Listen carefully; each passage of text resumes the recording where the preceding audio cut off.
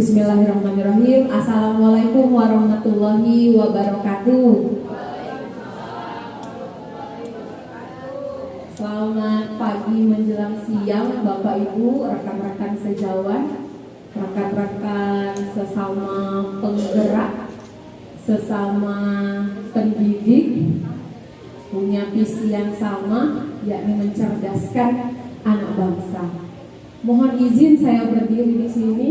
Beberapa ada guru saya, kemudian senior-senior saya di sini. Bukan hendak menggurui sama sekali, hanya ingin berbagi praktik baik seperti yang sudah ditampilkan di slide di depan. Diseminasi aksi nyata program pendidikan guru penggerak. Jadi pada kesempatan ini izinkan saya untuk menyampaikan apa yang sudah saya dapatkan selama ini, kurang lebih 2 bulan mengikuti pendidikan guru penggerak, khususnya di materi modul 1.4 budaya positif. Jadi saya sampaikan terlebih dahulu Bapak Ibu, latar belakang mengapa kami diminta untuk melaksanakan aksi nyata berupa pemberian diseminasi khususnya materi budaya positif. Karena seperti halnya kata budaya tidak terbentuk oleh individu, tapi gabungan dari itu, tapi berupa komunitas. Artinya yang diharapkan oleh pemerintah, guru penggerak menjadi penggerak di sekolahnya, salah satunya adalah menyampaikan budaya positif yang hanya bisa terbentuk apabila komunitas di sekolah itu memiliki lingkungan yang positif. Kita masuk ke slide yang pertama, budaya positif. Apa sih budaya positif itu? Jadi budaya positif di sekolah yaitu nilai-nilai atau kebiasaan-kebiasaan di sekolah yang berpihak kepada murid agar mereka dapat berkembang menjadi pribadi yang kritis, hormat, dan bertanggung jawab. Jadi inilah salah banyak ya tujuan yang ingin kita sampaikan dalam mendidik siswa kita. Kita ingin mereka menjadi pribadi yang kritis, hormat, dan bertanggung jawab, berprofil pelajar Pancasila yang hanya bisa tercapai apabila budaya positif ada di sekolah itu. Mengapa penting sekali disampaikan aksi nyata seperti saat ini? Budaya positif bisa terbentuk. Nah, ini dikatakan di sana, ini adalah tahapan beberapa hal yang harus kita ketahui, kita pahami terlebih dahulu agar perubahan paradigma pendidikan itu bisa tercapai. Yang pertama, ada disiplin positif terlebih dahulu. Kemudian guru harus mengetahui teori kontrol, bagaimana mengontrol siswanya. Kemudian kita harus menyadari bahwa kita tidak bisa mengontrol siapapun, termasuk orang terdekat kita, anak kita misalnya, karena itu hanya sebuah ilusi ternyata. Kemudian mereka hanya bisa bergerak apabila ada motivasi, baik bisa dari luar, bisa dari dalam. Selanjutnya, apa sih konsekuensi? Apa sih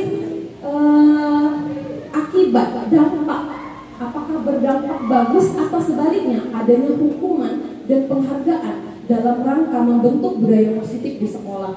Kemudian bagaimana posisi kontrol guru seharusnya? Kemudian ketika dia mempertanyakan banyak hal, maka pasti ada solusi di akhirnya. Nah, inilah solusi yang ditawarkan, salah satu solusi yang ditawarkan yakni melalui penyelesaian masalah segitiga restitusi. Saya sangat asing awalnya, apa ini segitiga restitusi? Maksudnya apa? Seperti itu. Nanti kita akan bahas sama-sama. Kalau misalkan saya kurang paham, mari kita pahamkan bersama-sama nanti. Mohon bimbingannya. Kemudian yang terakhir ada kebutuhan dasar manusia. Ternyata selalu ada akibat, selalu ada sebab sebelum ada akibat. Akan selalu ada api, gitu ya, sebelum ada arang, gitu ya. Kita yang pertama lanjut. Nah, inilah perubahan paradigma yang diharapkan. Jadi ini selalu terdengar di telinga kita. aduh anak-anak kurikulum merdeka ini mau dijadikan apa? Kenapa tidak boleh dikerasi? Kenapa tidak boleh berkata kasar? Kenapa? Padahal seharusnya survei membuktikan toh kita dulu juga dididik seperti itu. Apa yang salah memangnya? Nah jangan salah Bapak Ibu, ternyata gitu ya, terutama generasi Z ini, kalau misalkan tahun generasi 90-an milenial ya, saya misalnya ya, ternyata berseliweran di FYP itu inner child. Nah ternyata kita menganggapnya baik-baik saja, tapi ada gunung es, ternyata ada gunung es yang menyimpan itu semua. Jadi sebenarnya dari luar nampak tidak ada apa-apa, tapi di dalam ternyata ada yang salah dari itu semua Bapak Ibu. Nah yang diharapkan ketika adanya kurikulum merdeka melalui budaya positif, itu akan terbentuk sekolah yang seperti apa? Seperti ini. Sekolah yang menyenangkan bagi siswanya, bagi muridnya. Sekolah yang memiliki lingkungan positif. Mereka merasa aman dan nyaman untuk datang ke sekolah tanpa ketakutan, tanpa intimidasi atau tanpa ancaman-ancaman lainnya. Seperti itu. Kemudian murid seperti apa yang diharapkan terbentuk ketika adanya budaya positif di sekolah? Yang pertama, murid yang berpikir, mereka menyadari betul apa yang sedang mereka lakukan ketika mereka datang ke sekolah, apa tujuan mereka datang ke sekolah. Kemudian mereka bisa bertindak, karena tujuan saya adalah misalkan menjadi orang yang berguna, misalnya menjadi seorang guru, maka yang harus saya lakukan adalah itu tadi, bertindak sesuai dengan apa tujuan yang ada di diri saya. Kemudian saya harus menjadi pribadi yang mandiri, mempunyai tanggung jawab, hingga akhirnya mampu mencipta sebuah karya. Kita ingatkan filosofi Ki Hajar Dewantara, hal yang menjadi marwah pendidikan di Indonesia, bahwa sejatinya pendidikan adalah menuntun anak sesuai kodratnya, baik alam maupun zamannya. Ini perubahan paradigma diharapkan bisa berubah melalui disiplin teori kontrol, kemudian adanya kontrol guru dalam menghadapi murid. Nah ini ada praktik sedikit Bapak Ibu, saya Pak Chan, sabar Pak Chan ya. Di dunia nyata, di sekolah pun sepertinya ditakdirkan tidak bersama, ini sendirian ya. Jadi silahkan berpasangan, mohon izin Bapak Ibu, kiri dan kanan. Di kanan saya adalah A, kemudian di kiri saya adalah B, gitu ya. Posisinya apa? Jadi A adalah orang yang akan menggenggam tangannya, mengepalkan tangan, kemudian sambil meyakini di dalam hati bahwa di dalam kepala tangannya ini adalah sesuatu yang berharga. Bisa barang misalnya, bisa juga nilai-nilai kebajikan misalnya, bisa juga keluarga misalnya. Silahkan dipikirkan apapun, nanti saya tanya, tapi ya apa sih yang sedang Bapak Ibu genggam, memangnya sampai diupayakan bagaimana cara oleh si B nanti yang berusaha untuk membuka kepala si A, gitu ya. Bisa diangkat kameranya, kita lihat praktik Bapak Ibu sekalian ya. Mem Eva B, saya memegang satu nilai kebajikan ataupun barang yang menurut saya tidak boleh dibuka oleh Mem Eva, oleh si B. Nah si B ini bisa melakukan semua cara. Dia bisa misalnya tahu kan siapa Mem? Please ya, buka. Kalau besok masih nak ikut tim NGMP Bahasa Indonesia SMA 1, buka. Atau misalnya rayuan di 100.000 buka nih, misalnya ya. Atau digelitiki misalnya, diterajang, jangan men, lagi ada uang galau men, sarau dedek men, gitu ya. Kita coba misalnya, silakan men. Si B akan berusaha membuka dan si A berusaha untuk tidak membuka, gitu ya. Ya, ini berarti pakai fisik nih ya. Nggak berhasil fisik ya. Rayuan gombalan keluarnya apa men?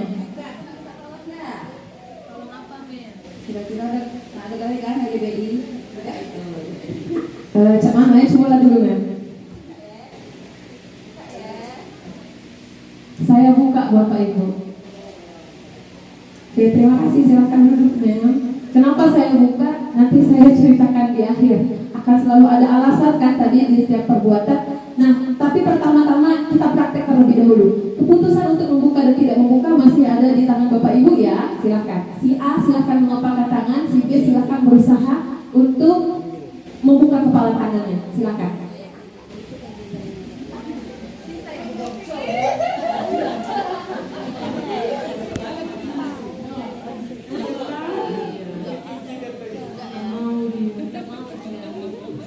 Sekarang giliran si B yang menutup kepala tangan, mengepalkan tangan, si A yang berusaha untuk membuka. Silakan. Buka, buka ya. Buka. Suka. Oke, terbuka Pak Kunza. Kita tanya sekarang ya. Boleh Men dibuka? Oke, satu, apakah Anda atau B membuka kepala tangan Anda? Mengapa? Apa alasan Anda? Atau B membuka kepala tangan Anda? Kita ke Pak Kunza dulu tadi yang tangannya terbuka. Ya tenang Pak, itu tinggal di sini Pak.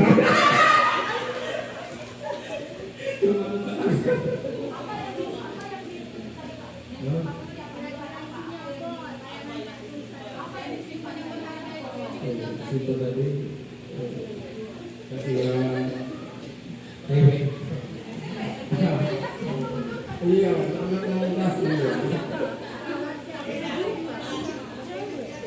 Oke, baik. Sekarang kita ke Ibu Yuli. Ibu Yuli tadi berhasil atau tidak dibuka kepala tangannya? Kenapa tidak membuka kepala tangannya? Tadi Ibu Yuli mau minta uang saya untuk ongkos pulang.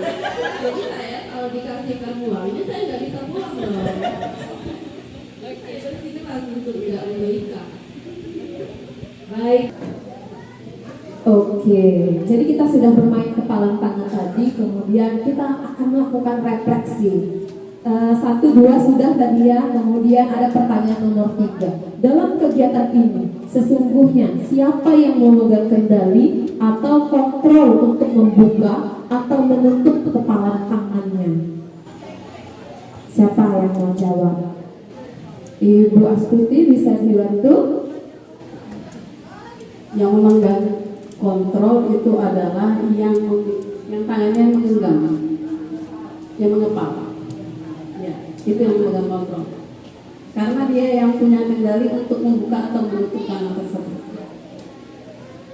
Oke, terima kasih. Jadi memang yang memegang kendali adalah si pemegang kepala tangannya. Siapa yang memegang kepala tangan, gitu ya. Apapun yang disampaikan oleh orang luar itu tidak akan berpengaruh selama ada tekad tertentu yang memang atau ada tujuan tertentu yang memang disimpan oleh si pemegang kepala tangannya. Kecuali Pak Kunza dari Pak Kunza ya. Karena itu tadi cewek ya, sudah cari yang lain itu Pak ya. Oh iya. Atau Bu Nur Payung kuat, gimana tuh?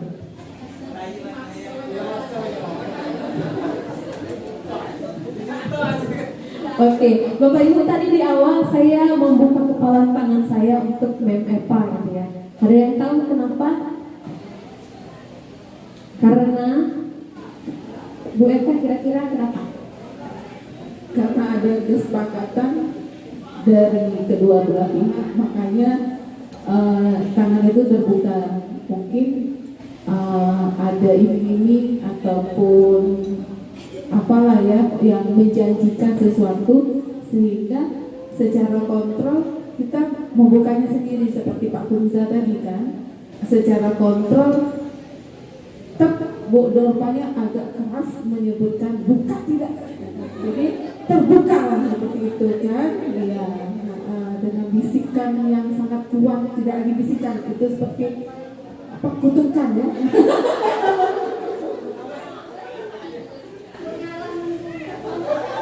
Laju hidup maling kundang kan? Kutukan gitu ya. Iya. Terbayang jadi kita Pak ya.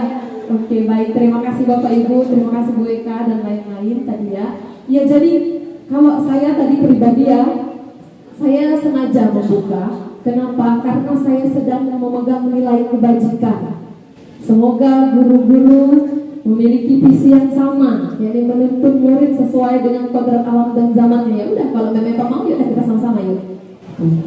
Jadi melalui permainan ini Bapak Ibu kita bisa merefleksi bahwa memang kembali lagi ke budaya positif yang tadi, kontrol terhadap sesuatu itu tidak bergantung kepada orang luar, tapi kembali ke pribadi masing-masing. Lanjut men. Oke. Menurut Dr. William Glasser dalam kontrol teori yang kemudian berkembang dinamakan choice theory, meluruskan beberapa miskonsepsi tentang makna kontrol. Nah, jadi Bapak Ibu informasi bahwa selama mempelajari modul ini, saya sebagai ibu muda, gitu ya, tidak sembari menghubungkan ke murid saya, juga ternyata ini relate, gitu ya, berhubungan dengan teori parenting selama ini ternyata. Jadi bahwa kita bisa menguasai anak, bahwa kita bisa mengontrol sesuatu perilaku, itu ternyata hanya sebuah ilusi. Karena dikatakan menurut William di sini yang pertama, ilusi guru mengontrol murid. Kita tidak bisa mengontrol mereka. Mereka bisa bersikap seperti itu hanya apabila di depan kita. Kita pergi, tidak sampai 5 langkah, cuma 1 langkah berbalik, udah berubah seperti itu. Kemudian yang kedua, ilusi bahwa semua penguatan positif efektif dan bermanfaat. Ya, sama seperti yang disampaikan sebelumnya. Kemudian ilusi bahwa kritik dan membuat orang merasa bersalah dapat menguatkan karakter. Kemudian ilusi bahwa orang dewasa memiliki hak untuk memaksa. Contoh mudahnya saja Bapak Ibu, kita kepada pimpinan misalnya, tidak usah kepada murid. Kita yang berlaku sebagai orang yang di bawah misalnya, orang yang katakanlah di sini di bawah kontrol misalnya. Kita bisa menyadari bahwa pemimpin tersebut sebenarnya seolah-olah bisa menguasai kita. Padahal tidak, kan? Kita tetap jadi pribadi yang seperti diri kita, seperti itu. Misalnya seperti ini, disiplin untuk datang pagi misalnya. Kalau misalkan pemimpin mengatakan kita untuk kita harus datang pagi, maka itu memang akan kita datang pagi. Tapi apakah ketika pemimpin tersebut misalnya lagi katakanlah pelatihan, kemudian orang yang mengawasi pun misalkan ada kegiatan, apakah kita tetap datang pagi atau tidak? Nah, itulah yang disebut dengan sebuah ilusi. Kita tidak bisa mengontrol seseorang kecuali dirinya sendiri. Itulah yang ingin kita tumbuhkan kepada anak didik kita. Benar tadi disampaikan diskusi sebelum kita mulai forum, bahwa ini harusnya disampaikan dari anak SD, karena yang memang tadi budaya atau karakter itu paling kuat ketika ditanamkan dia masih kecil. Selanjutnya, perubahan paradigma stimulus respon, teori kontrol. Siapa sesungguhnya yang memiliki kontrol? Stimulus respon, kemudian tabel berikutnya ada teori kontrol. Di sebelah kiri kita itu ada ada tabel yang berwarna putih. Misalnya kita mencoba mengubah orang agar berpandangan sama dengan kita, tidak mungkin. Tapi yang sebenarnya terjadi adalah kita hanya bisa berusaha memahami pandangan orang lain tentang dunia ini, dan seterusnya. Misalnya orang lain bisa mengontrol saya, tidak, hanya Anda yang bisa mengontrol diri Anda. Kemudian pemaksaan ada pada saat bujukan gagal, tidak ya. Yang benar adalah kolaborasi dan konsensus menciptakan pilihan-pilihan baru. Konsensus itu kesepakatan untuk menciptakan pilihan baru. Nah, ini semua akan kita gunakan ketika kita nanti ya Bapak Ibu, saya izin kita akan menerapkan segitiga restitusi nanti. Selanjutnya, what is discipline? Ya, budaya positif dimulai dengan disiplin positif. Apa sih disiplin itu?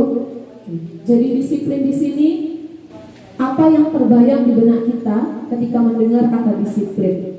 Kebanyakan kita akan menghubungkan kata disiplin dengan tata tertib, teratur, dan kepatuhan pada peraturan. Kata disiplin juga sering dihubungkan dengan hukuman, padahal itu sungguh berbeda. Karena belajar tentang disiplin positif tidak harus dengan memberi hukuman.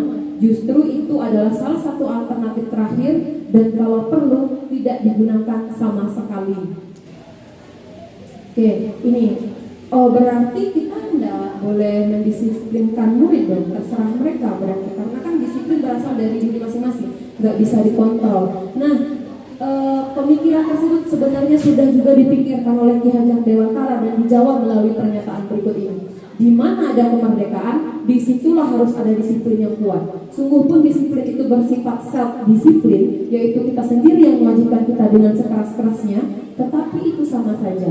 Sebab jikalau kita tidak cakap melakukan self-disiplin, wajiblah, ini ya, ada kata ini, wajiblah penguasa lain yang mendisiplinkan diri kita. Dan peraturan demikian itu harus ada di dalam suasana yang merdeka. Bukan berarti anak-anak dibiarkan ya udah los aja gitu ya. Bukan. Karena ketika tidak ada self disiplin, maka tetap dibutuhkan peran kita yang menjaga keteraturan, tapi dengan catatan tetap dalam suasana yang merdeka. Disiplin adalah kemampuan memerintah diri sendiri dalam mengontrol dan menguasai diri untuk memilih tindakan yang mengacu pada nilai-nilai yang kita hargai dengan penuh tanggung jawab tanpa terperintah orang lain. Lanjut. Oke, ini yang saya sebutkan sebelumnya Bapak Ibu, teori motivasi perilaku manusia. Motivasi eksternal, dia melakukannya hanya untuk menghindari ketidaknyamanan atau hukuman. Kemudian atau bisa juga karena ingin mendapatkan imbalan dari orang lain. Misalnya kembali ke contoh yang kita tadi, dia datang tepat waktu untuk masuk kelas misalnya, karena ya kalau misalkan tidak masuk kelas berarti akan dipanggil kepala sekolah atau apa konsekuensi yang ada. Sedangkan kalau misalkan dia datang pagi ya karena motivasinya itu tadi ingin tanda kutip disebut rajin, atau memang ada reward misalnya dari kepala sekolah kalau misalkan ada guru yang datang rajin. Nah, bagaimana caranya membutuhkan motivasi internal, yaitu untuk menghargai diri sendiri. Saya akan menjadi orang seperti apa jika saya melakukannya. Kembali Bu ya, Bapak Ibu ya, ini hanyalah teori gitu ya. Karena memang dalam pelaksanaannya kita misalkan mendidik peserta didik kita yang banyak sekali. Nggak usah jauh-jauh, anak kita gimana di rumah misalnya Bapak Ibu ya, menumbuhkan disiplinnya. Karena memang cara hukuman dan imbalan adalah cara termudah, terinstan untuk mendapatkan individu yang seperti yang kita inginkan. Iya, seperti itu. Kemudian selanjutnya, nah kembali ke sini, adanya hukuman, konsekuensi, dan restitusi. Jadi ada perbedaan. Meskipun nampak sama sebenarnya, tapi ternyata sangat berpengaruh. Dan beberapa minggu ini ya, saya mencoba menerapkannya. Mungkin kalau itu tadi, kalau misalkan kepada murid, mungkin hanya beberapa yang terjamah Bapak Ibu ya. Tapi kalau misalkan dihubungkan dengan parenting kita di rumah, oh iya ya, ternyata berbeda. Ketika kita melakukan deep talk, percakapan, perbincangan yang mendalam kepada seseorang, ternyata akan lebih berpengaruh terhadap orang tersebut dibandingkan dengan kita marah-marah tanpa ada hubungannya langsung dengan kesalahan yang dia lakukan. Misalnya di sini, apa sih dampak dari hukuman? Sesuatu yang menyakitkan harus terjadi. Jadi kalau misalkan anak-anak misalnya terlambat datang ke sekolah, sesuatu yang menyakitkan harus terjadi, dia harus dihukum. Misalnya dihukum siram bunga misalnya. Adakah kaitannya terlambat dengan siram bunga atau membersihkan WC misalnya? Apakah ada dampak yang berhubungan langsung ketika dia datang terlambat? Berarti berhubungan dengan disiplin ya Bapak Ibu. Nah, apa hukumannya? Kemudian kalau konsekuensi itu harus terjadi. Nah, sedangkan kalau restitusi yang dikatakan di sini adalah solusi terbaik, maka siswa akan diminta untuk memilih, merenungkan sendiri, memecahkan sendiri, memberikan solusi sendiri dari masalah yang ada. Selanjutnya, paling mudah dari modul ini dikatakan bahwa langkah konkret yang bisa kita lakukan yakni dengan menyusun keyakinan kelas. Apa itu keyakinan kelas? Mungkin agak asing dengan istilah keyakinan kelas, tapi saya yakin kalau misalkan dengan istilah kesepakatan kelas, semuanya sudah biasa Ibu Bapak ya. Ya, ini sama, kurang lebih sama. Jadi keyakinan kelas, yakni nilai-nilai kebajikan universal yang disepakati secara tersirat dan tersurat, lepas dari latar belakang suku, negara, bahasa maupun agama. Seseorang akan lebih tergerak dan bersemangat untuk menjalankan keyakinannya daripada hanya sekadar mengikuti serangkaian peraturan tertulis tanpa makna. Di kegiatan keyakinan kelas, peserta didik, murid-murid kita akan diminta untuk menghimpun, melakukan curah pendapat, gitu ya. Kira-kira apa sih perbuatan-perbuatan yang kita sepakati boleh dan tidak boleh dilakukan di dalam kelas kita agar kelas kita ini nyaman, aman, semuanya merasa senang. Kita masing-masing pasti punya kelas impian ya. Nah, ini yang diminta kepada anak murid kita untuk dirumuskan ke dalam sebuah keyakinan kelas. Tetapi berbeda dengan peraturan kelas. Kalau peraturan kelas mungkin berisi larangan-larangan, banyak dengan kalimat-kalimat negatif. Keyakinan kelas tidak seperti itu. Keyakinan kelas harus berbentuk kalimat positif yang menggugah nilai-nilai kebajikan. Misalnya, dilarang datang terlambat misalnya. Nah, itu kan ada kata negatif ya Bu Winda ya, kalau bahasa Indonesia Bu Winda ya, dilarang di situ. Kira-kira kalau kalimat positifnya gimana ya ibunya? Dilarang datang terlambat misalnya. Ada kata kebajikan apa? Positifnya dulu deh Bu Mun misalnya, dilarang datang terlambat, positifnya gimana kira-kira Bu Mun?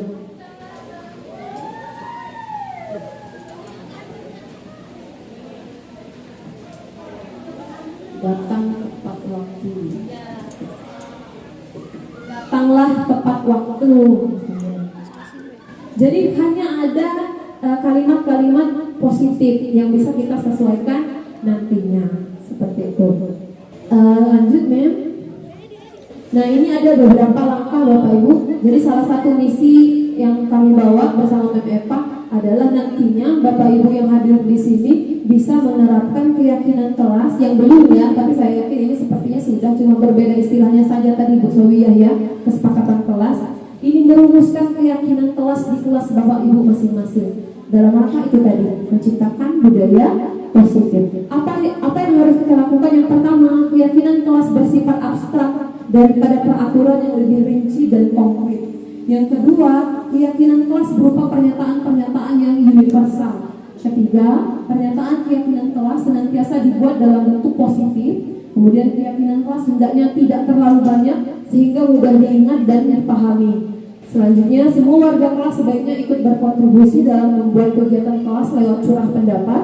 Kemudian bersedia meninjau kembali keyakinan kelas dari waktu ke waktu. Jadi tidak stuck.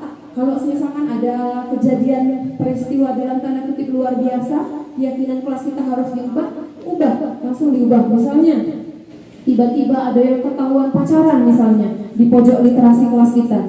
Tadinya nggak ada nih di keyakinan kelas kita bisa melakukan perubahan. Dilarang pacaran, nggak boleh ya. Tadi yang disampaikan yang pertama bersifat abstrak daripada peraturan yang lebih rinci dan konkret. Berarti apa tuh kalau pacaran berkaitan dengan nilai kebajikan, apa ya berarti ya? Kalau dilarang pacaran, Pak Kunza kira-kira?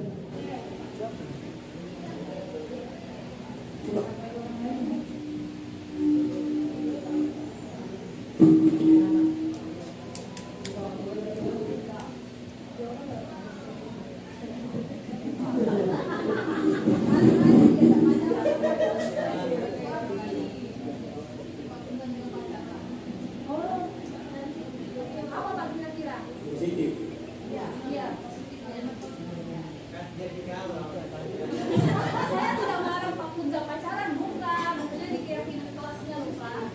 Jangan mengganggu teman ceweknya.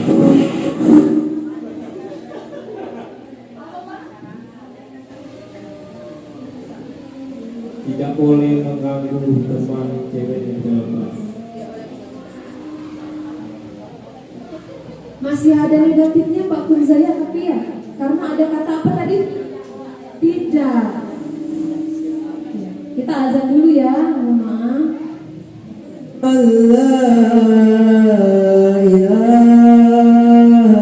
Oke, terima kasih Pak Kunzaya.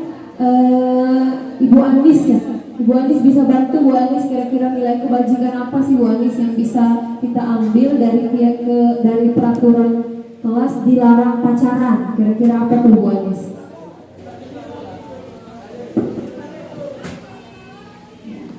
terima kasih tidak terima kasih selalu berbuat baik untuk sesama. Mungkin Terima kasih Bu Anis, berbuat baik untuk sesama ya. Itu berarti ya. Oke, ada pendapat lain Bu Chandra mungkin?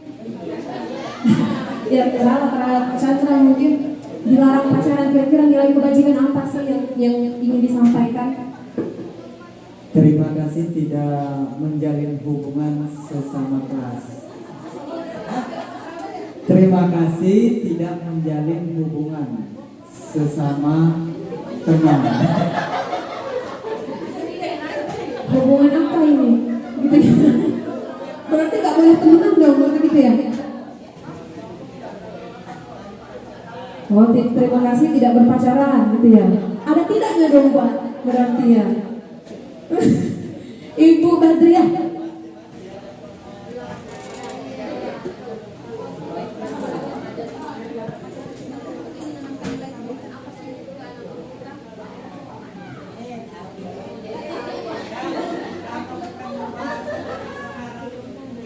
Terima kasih. Kalau tidak boleh berpacaran kelas berarti tidak boleh mengganggu sesama kan? Itu jadi harus menciptakan kedekatan di antara siswa, tapi tidak untuk dalam berpacaran kalau bisa. Jadi untuk kebersamaan boleh, tapi tidak berpacaran boleh. Terima kasih. Walaupun sudah siang tapi masih semangat semua. Tepuk tangan dulu untuk kita semua, boleh Bapak Ibu. Iya ya. Jadi kita harus di peraturan peraturan kelas itu kita ingin menanamkan nilai kebajikan, sebenarnya menghargai orang lain dengan tidak berpacaran, gitu ya. Nah, tadinya misalnya tidak ada tuh keyakinan kelas kita yang itu ya, karena kita anggap ya sebelumnya tidak ada yang berpacaran, tapi karena ada sesuatu yang insidensial tadi, maka kita bisa melakukan perubahan. Kita bisa meninjau kembali keyakinan kelas kita dari waktu ke waktu. Oke, lanjut Bu Eva. Nah, ini Bapak Ibu agak kesulitan tadi ya ternyata ketika kita merumuskan keyakinan kelas atau nilai kewajiban yang dituju. Jadi ada beberapa peraturan. Jadi awalnya memang ada peraturan, tapi yang ingin kita yakinkan, yang ingin kita yakini kepada anak murid kita, itulah yang kita tuliskan, bukan peraturannya. Jadi misalnya kita ingin kita ada peraturan, selalu kembalikan buku ke tempatnya. Nah, nilai kebajikan yang kita tulis di keyakinan kelas adalah tanggung jawab, dilarang mengganggu orang lain. Nah, ini tadi ya kurang lebih sama ya, menghormati orang lain dan diri sendiri. Kemudian kita ambil yang terakhir, jangan berlari di kelas atau koridor.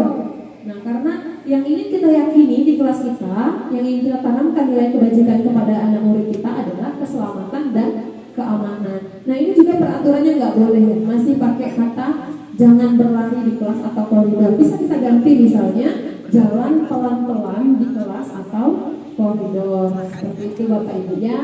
Lanjutnya, membuat keyakinan kelas, ya ini tadi ya harapan dari setelah melaksanakan aksi nyata ini, kita semua itu merumuskan keyakinan kelas di kelas kita masing-masing. Saya ada video sedikit, bisa dibantu Mem, tidak secara keseluruhan, hanya di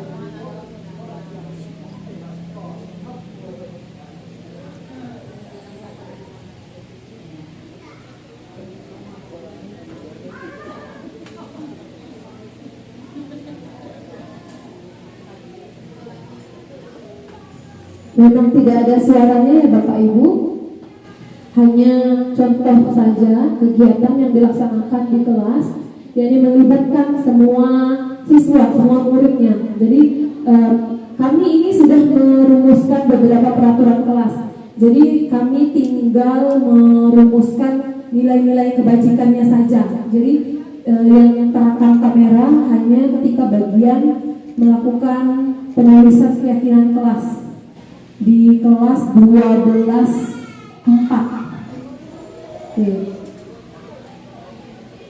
Yang pertama, kami meyakini bahwa kelas ini harus beriman dan bertakwa. Nah, bisa dipercepat saja, men.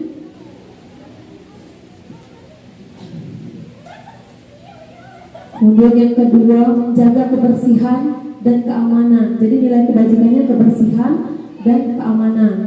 Kemudian yang ketiga, bergotong royong dan peduli. Nah, bergotong royong di sini peraturan kelasnya yang kami sepakati, yang ada di curah pendapat itu harus piket sama-sama. Kemudian peduli di sini kalau ada yang sakit harus dijenguk. Nah, nilai kebajikan yang muncul di keyakinan kelas adalah bergotong royong dan peduli.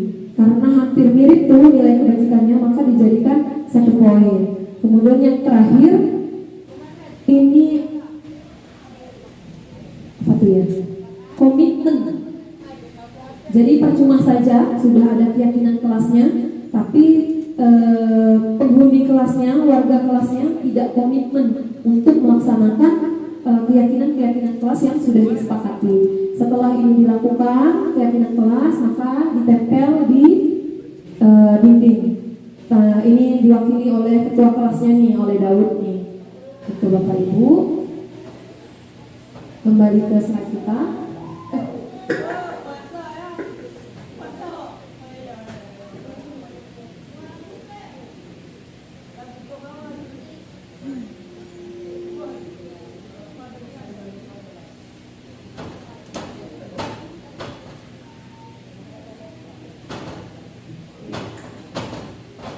Selanjutnya setelah keyakinan kelas, sudah ya Bapak Ibu tentang keyakinan kelas. Sekarang kita ke 5 kebutuhan dasar manusia. 5 kebutuhan dasar manusia ini adalah salah satu pembahasan yang penting. Mengapa? Karena biasanya anak-anak yang dalam tanda kutip bermasalah, ada salah satu kebutuhan dasarnya yang tidak terpenuhi. Misalnya, kebutuhan paling pokok dari 5 ini adalah bertahan hidup. Misal salah satu anak murid kita ketika kita mengajar, kok dia tidur terus gitu ya, matanya merah. Sudah dibilang ya, Andril misalnya bisa ikuti pelajaran dengan baik dulu nak, ini materi yang penting ya, misalnya ya, 1 kali masih, 2 kali masih, 3 kali masih. Biasanya kita sebagai manusia biasa sudah naik ke tanduknya Bu ya Bapak ya, apa maksud kau ini, ngapa ini gitu ya. Nah, ternyata kalau kita melakukan segitiga restitusi tanpa menghakimi saat itu juga, biasanya akan ketahuan. Kenapa? Misalnya di salah satu kasus, ternyata si Andrew ini meskipun dia paksakan untuk mengikuti pelajaran, dia tidak bisa karena malamnya dia harus ikut orang jaga pecel lele. Dia begadang. Kenapa? Karena kebutuhan dasarnya untuk bertahan hidup, kemampuan ekonominya tidak terpenuhi di rumah. Kalau dia tidak kerja, adiknya mungkin tidak bisa makan. Seperti itu, sekolah mungkin gratis ya, kita sekolah negeri misalnya gratis. Tapi kalau untuk makan itu kan tidak bisa tidak bisa ditangguhkan seperti itu. Harus segera dipenuhi. Nah mungkin itu. Jadi ada 5 kebutuhan dasar manusia. Yang pertama bertahan hidup, ini yang paling utama. Kemudian kasih sayang dan rasa diterima. Jadi misalnya ketika ada anak kita yang selalu caper gitu ya, anak murid kita selalu caper, apa sih? Cek itu baik misalnya, apa sih? Ibu ini, padahal nggak penting misalnya ditanyakan, tapi ditanyakan terus. Mungkin ada kebutuhan dasarnya, dia ingin punya perhatian, dia ingin diperhatikan. Nah itulah yang ingin dia penuhi. Kenapa dia melakukan tindakan caper tadi? Atau kebebasan misalnya, karena dia terbiasa apa-apa dilarang, ini tidak boleh, itu tidak boleh di rumah ya. Jadi dia mencari pelampiasan ketika di sekolah, dia mulai menunjukkan taringnya seperti itu. Atau bisa juga berupa kesenangan dan penguasaan. Nah penguasaan ini misalnya yang suka merintah kawan, bully. Nah itu termasuk di sini nih biasanya. Dia ingin memperlihatkan ke orang-orang kalau dia punya power untuk menguasai orang lain. Kenapa ya? Karena itu tadi, mungkin di rumah dia nggak pernah bisa punya kesempatan untuk ngomong. Orang tuanya terlalu otoriter misalnya, mendikte dia untuk melakukan sesuatu hal. Nah, dia melampiaskan ini melalui perbuatan-perbuatan yang dalam tanda kutip nyeleneh di sekolah. Tugas kita dikatakan di sini adalah mencari itu dulu, baru bisa menyelesaikan permasalahan si anak murid kita. Selanjutnya, ada 5 posisi kontrol. Ada penghukum, ada pembuat rasa bersalah, ada teman, pemantau, dan manajer. Sebelum mempelajari modul ini, saya menyadari bahwa saya biasanya ada di posisi pembuat rasa bersalah dan teman. Bukan bermaksud apa-apa, bukan bermaksud mengintimidasi mereka, tapi ya dalam perasaan saya meminta mereka untuk berpikir. Padahal ternyata mereka justru merasa gagal, mereka merasa rendah diri. Oh, ternyata salah ya. Apa sih maksudnya ini? Mungkin bisa kita lihat di penjelasan selanjutnya. Nah, ini Bapak Ibu, saya nanti bertanya kepada Ibu Yanti mungkin ya. Ibu Yanti, kira-kira dari 5 posisi ini Bu Yanti ada di mana sih Bu Yanti? Ada penghukum, ada pembuat rasa bersalah, ada teman, ada pemantau, ada manajer.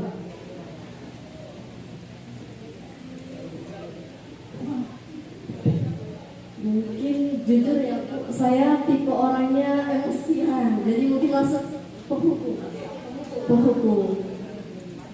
Kita lihat posisi Bu Yanti sebagai penghukum. Ini mungkin tidak mewakili Bu Yanti ya, tapi dikatakan di sini bahwa menghardik, menunjuk-nunjuk, menyakiti, menyindir. Mungkin nyindir ya Bu Yanti. Ya, misal Bu Yanti guru BK Bu ya. Misalkan baru selesai beres-beres BK, terus kemudian anak datang curhat tiba-tiba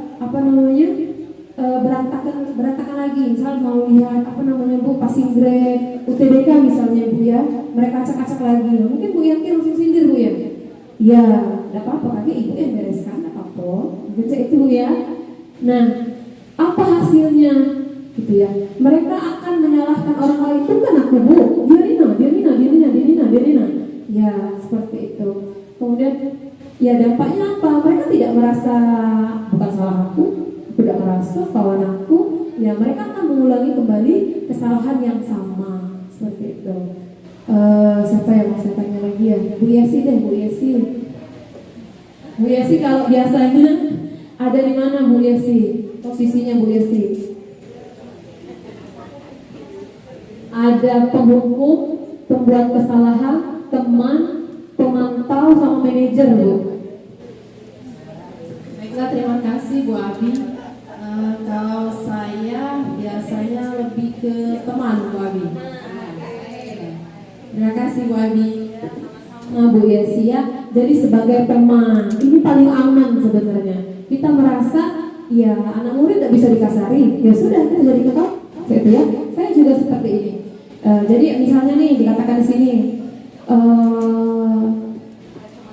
ayolah lakukan demi ibu, masa kamu tidak mau? Ingat tidak ibu pernah bantu? Jadi kita bersikap seolah-olah kita menjadi teman mereka, sejajar posisinya seperti itu ya. Nah dampaknya apa kepada murid? Mereka akan kalau ada masalah apa-apa, tidak apa-apa, Bu Yesi juga. Nah mereka juga akan menganggap kita, iya memang benar, serba salah, apa Ibu ya.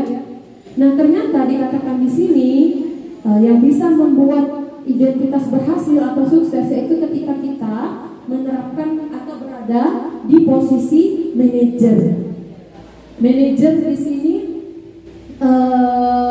kita tidak dalam kelihatannya kasar mata kita tidak melakukan apa-apa, tapi kita sudah memegang kontrol sebenarnya. Kenapa? Karena kita yang mengatur dalam tanda kutip mereka akan mengatakan apa, kemudian akan berbuat apa selanjutnya.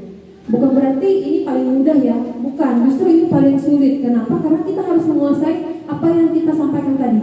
Kita sudah paham dulu posisi motivasi eksternal internal, kemudian posisi diri, kemudian kebutuhan dasar.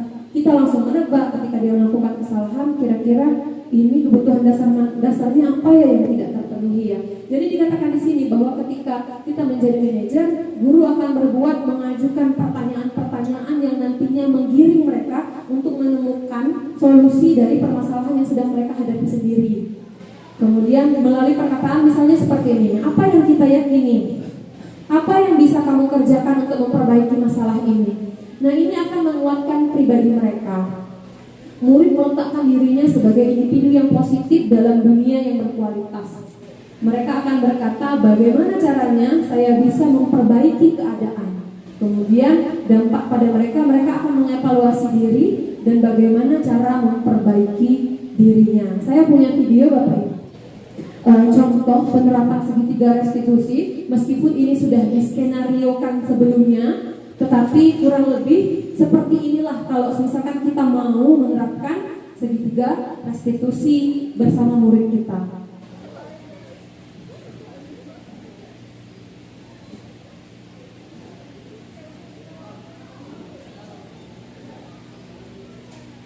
Oke, sebelumnya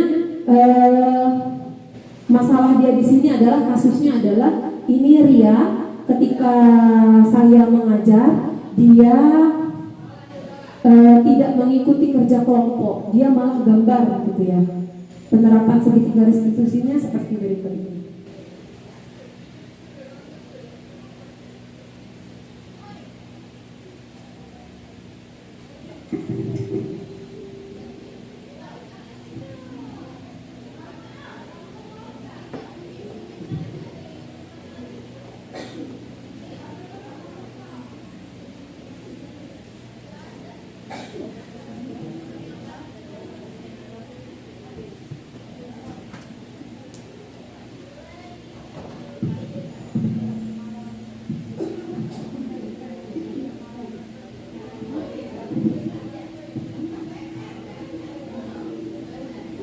Oke, tidak apa-apa ya, saya jelaskan dulu di sini. Jadi pada video yang harusnya ditampilkan,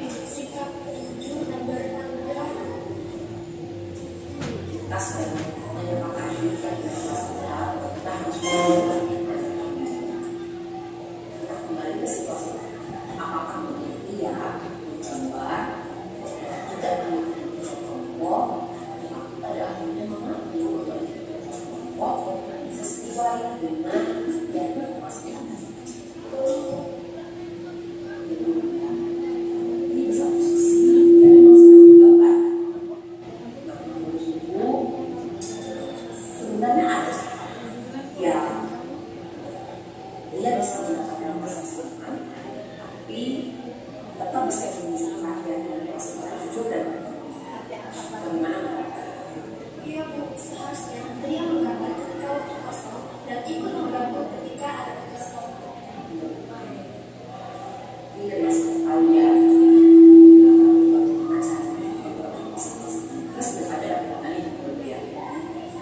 Dia akan minta maaf dengan partisipasi dengan kelompok dan juga dia akan menanyakan kepada apakah masih ada yang bisa untuk melengkapi tugas kelompok. Iya ya sudah. Tadi sudah kemudian tahu ya bagaimana saya mencoba diskusi. Oke, itu tadi ya Bapak Ibu ya, penerapan ini sudah di skenario, jadi memang sengaja dibuat bahwa murid bernama Ria ini ternyata tidak mengikuti kerja kelompok, tapi dia berbohong. Dikatakan bahwa dia ikut kerja kelompok. Nah ternyata setelah dilakukan pendekatan menggunakan segitiga restitusi, ada kesenangan, ada kebutuhan dasar yang tidak terpenuhi. Ya ini dia ingin mencari apa tuh? Iya, dia cari perhatian, dia senang gambar, dia mencari kesenangan melalui menggambar tadi. Tapi waktunya tidak pas karena saat itu dia masih dalam waktu pelajaran, kemudian waktu kerja kelompok. Selanjutnya, nah ini ada beberapa contoh-contoh pernyataan ketika kita mengatakan sebagai pembuat orang merasa bersalah misalnya, kita mengatakan saya kecewa sekali dengan kamu. Nah ini saya akui saya paling sering mengatakan hal seperti ini. Ibu kecewa nih dengan ini, itu ya. Kemudian penghukum, kamu tidak pernah benar melakukannya. Nah ini paling bahaya nih kalau menurut saya, karena ini akan membuat anak tidak percaya diri, dia jadi rendah diri gitu ya. Kemudian teman, ayolah lakukan demi ibu bapak. Nah ini paling normal nih menurut saya. Dan ya kita memang tidak harus memposisikan diri sebagai manajer terus ya Bapak Ibu ya. Ya kita harus tetap melihat situasi dan kondisi. Kalau memang harus sebagai pemantau, sebagai teman, kenapa tidak? Tapi yang diharapkan di sini ketika kita melakukan penyelesaian masalah yang memang ada di nilai keyakinan kelas kita, maka kita dalam melakukan posisi manajer. Lanjut ya. Segitiga restitusi, yakni proses menciptakan kondisi bagi murid untuk memperbaiki kesalahan mereka sehingga mereka bisa kembali pada kelompok mereka dengan karakter yang lebih kuat. Melalui restitusi, guru dapat murid lebih memiliki tujuan disiplin positif serta memulihkan dirinya setelah berbuat salah, membantu murid untuk jujur terhadap diri sendiri dan mengevaluasi dampak dari kesalahan yang dilakukan. Kemudian memberikan penawaran, bukan paksaan. Diberikan komitmen kepada mereka. Nah ini ada 3 tahapan dari segitiga restitusi. Yang pertama, kita harus melakukan stabilitas identitas terlebih dahulu. Dalam kasus Ria tadi misalnya dikatakan, saya mengatakan seperti ini. Iya, kamu satu-satunya orang yang pernah melakukan kesalahan ini. Saya tidak berusaha untuk mencari siapa yang salah. Kita hanya mencoba untuk memperbaiki kondisi yang ada. Kemudian melakukan validasi tindakan yang salah. Ya saya tahu kamu sudah menggambar seperti itu. Tapi bukankah harusnya ada cara lain untuk kamu tetap bisa menggambar, tapi kamu juga bisa berdiskusi, menyelesaikan tugas kelompok kamu dengan baik. Hingga akhirnya ini yang paling penting menurut saya, kita menanyakan kembali kepada dia, keyakinan apa yang kamu langgar, kemudian bagaimana cara kamu memperbaiki situasi yang ada. Ini ya, yang pertama menstabilkan identitas, kemudian yang kedua validasi tindakan yang salah, dan yang terakhir menanyakan keyakinan. Mungkin itu Bapak Ibu penjelasan singkat tentang budaya positif. Saya sekali lagi disclaimer lagi ya, bahwa tidak ada berniat sama sekali apapun di sini. Saya hanya ingin menyampaikan, kami berusaha menyampaikan teori ya. Kemudian praktiknya mungkin yaitu tadi, karena ini guru-guru saya yakin sudah lebih hebat, sudah lebih fasih dalam tanda kutip lagi menangani murid-murid yang katakanlah nyeleneh seperti itu, dan dalam rangka menciptakan budaya positif di sekolah. Boleh dipertanyakan nih, misalnya ada yang ingin didiskusikan, boleh Bapak Ibu, 1 atau 2 pertanyaan, silahkan. Sisa-sisa tenaga gitu ya di siang hari ini bisa dibantu. Ada pertanyaan?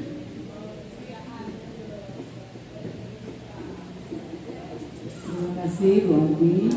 Saya mencoba merefleksikan apa yang saya dapat hari ini. Jadi kalau selama ini kita belum bisa membedakan antara hukuman, konsekuensi dengan restitusi. Kalau menurut saya nih, kalau hukuman itu memang terjadi antara guru dengan siswa, tapi yang memegang kontrol itu adalah gurunya. Jadi siswanya tinggal terima uang ini hukum. Nah, kalau konsekuensi itu hubungan komunikasi antara guru dengan siswanya, ada kesepakatan. Nah, apabila siswanya melanggar, ya ada hukumannya. Itu kalau konsekuensi misalnya. Nah, kalau restitusi itu lebih kepada ke siswanya. Jadi kita menanyakan siswanya apa yang sudah kamu lakukan, ya. Kemudian kembali lagi ke siswanya. Jadi dia yang membuat salah, dia mengakui, kemudian dia mencari sendiri solusi dari kesalahan yang dia buat. Itu yang saya dapat loh Bu Abi. Iya, terima kasih. Tangan dulu Bapak Ibu, Masya Allah. Masya Allah ya. Iya. Ya Allah. Ya makasih Ibu Nurpaya. Iya, jadi seperti itu Bapak Ibu ya. Jadi perbedaan antara hukuman, konsekuensi, dan restitusi. Pas dikemas Ibu Nurpa, langsung ke refleksi nih Ibu Nurpa, Masya Allah. Alhamdulillah. Terima kasih sekali lagi Ibu Nurpa. Oke, satu lagi mungkin penanggap Ibu Yuli, ada yang disampaikan Bu Yuli? Pak Kunza?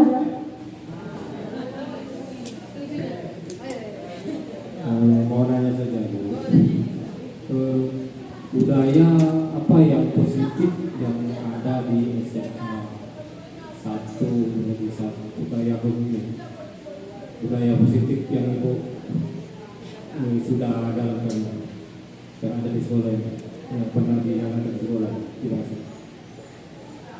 Terima kasih Pak Kunza. Mungkin saya sebelum menjawab, saya mau tanya dulu deh ke Bu Badriah. Bu Badriah, kurang lebih baru berapa bulan bergabung di sini, budaya positif apa? Kalau saya kan katakanlah lama lah ya, 8 tahun gitu ya. Kalau Bu Badriah, kira-kira berapa bulan ini budaya positif apa sih Bu Bad yang Ibu rasakan yang ada di sekolah kita Bu Bad?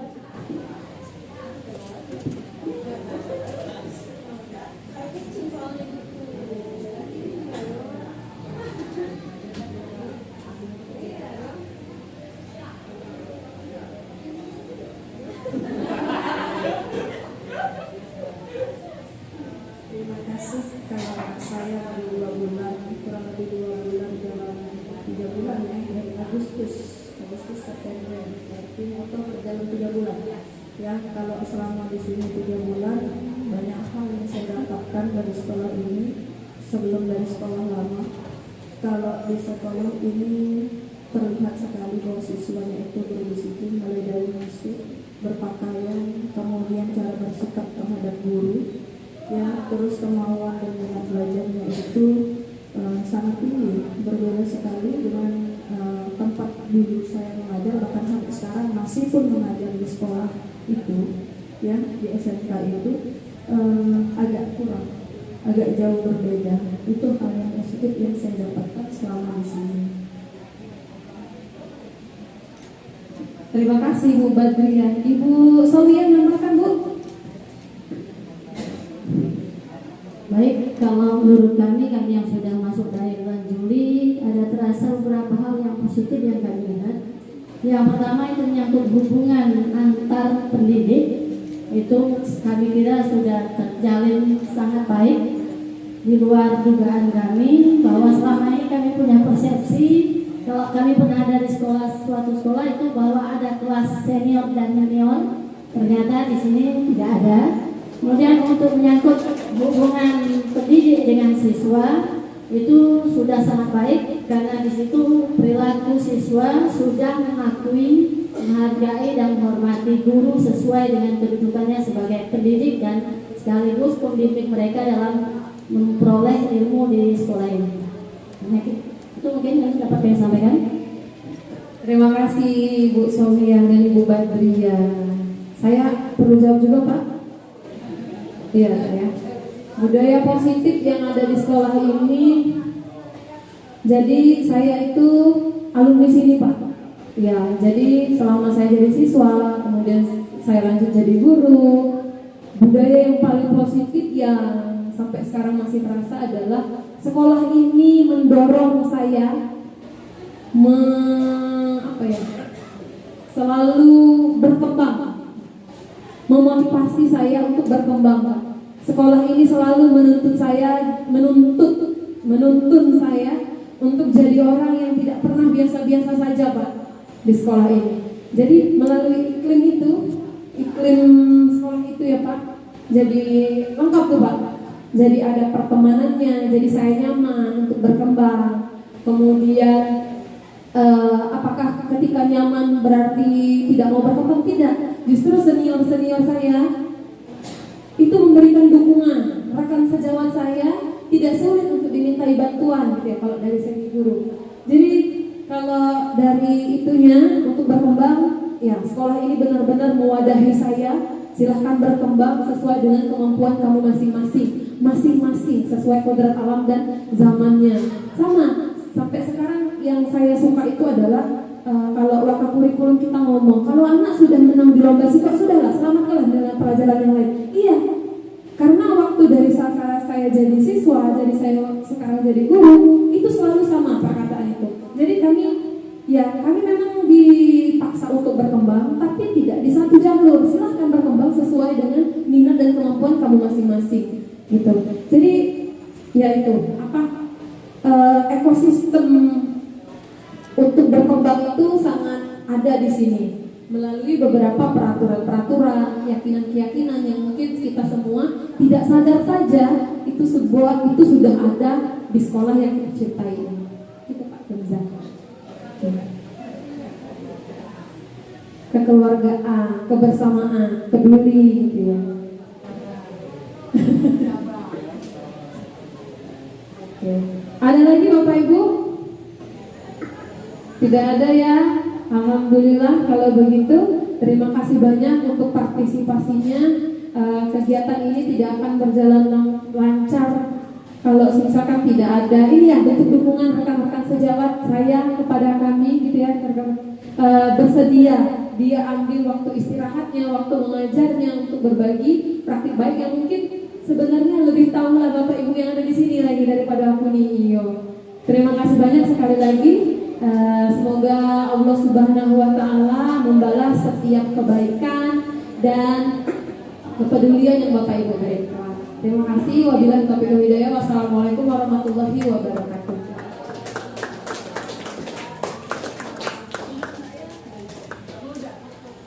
CGP Angkatan 9 SMA